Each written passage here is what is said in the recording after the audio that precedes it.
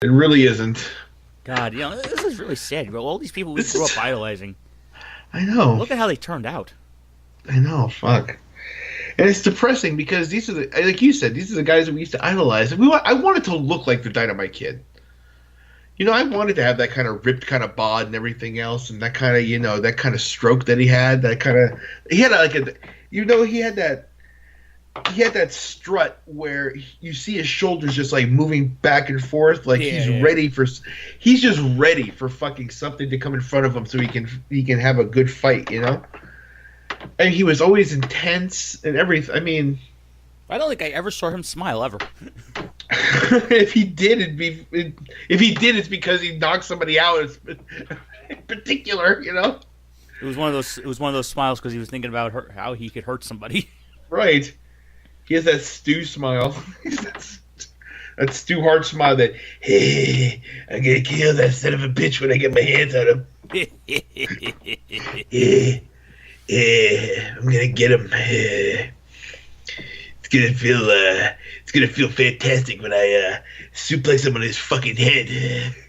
And then I'm gonna get him on the ground, and then I'm gonna get him in a 3/4 Nelson, and I'm not gonna let him up. I'm gonna take away the breath from his face. How my throat feels like right now. That's what Stu Hart used to do to people just for fun. Exactly. Oh, you feel that tightening feeling in your throat? Yeah. If I just move my arm this way, it's lights out.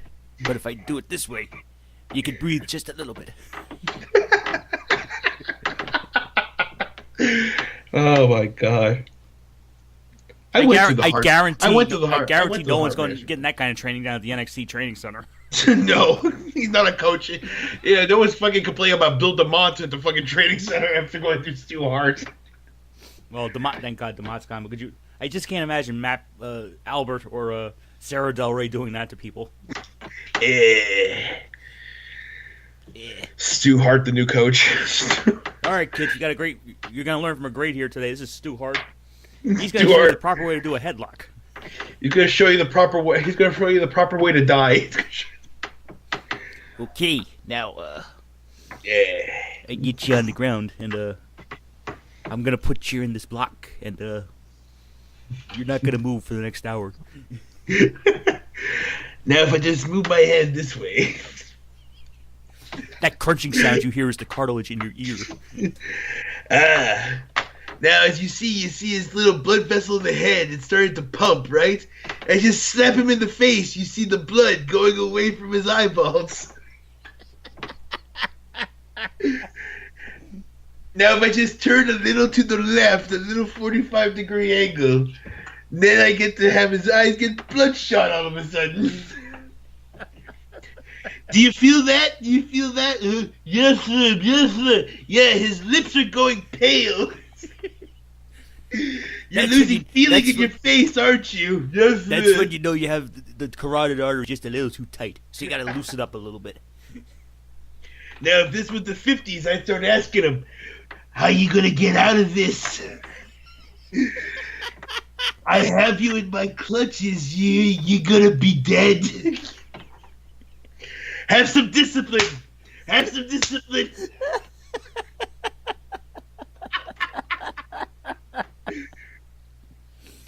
Oh my god.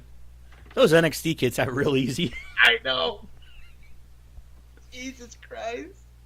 Well, we want to fucking blame the Dynamite Kid? That was his training. I know. That's the kind of training the guy went through. That's his training. I mean, what was it like? Guys like Vern Gagne, he would have people run 10 miles every morning in sub-zero Minnesota winters on his farm. Right. And Ric Flair used to be 350 pounds. Exactly. And then he went to Vern Gagne's school. And then he worked for Vern Gagne and lost everything and became world champion. It's amazing. You think about all the people that trained there, like Dynamite Kid. He was in Stu Hart's dungeon, and Stu used to put people in legit hammerlocks it's a conversation starter. Right. That's how you got entered. That's how you entered the business. Is Stu Hart stretches you out and fucking chokes you almost to death. all the while whispering in your ear how he's going to kill you and this is your last breath and you're going to die. So we can understand why some of these guys had a complex. Right. We're not making that up.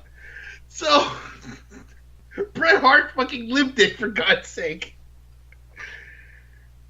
So, I mean, to say that the Dynamite Kid takes things a little too seriously, and to say that the Dynamite Kid, like, ruined his body and all this other stuff, I mean, I could see why. I mean, this guy was taught that pro wrestling is literally life or death.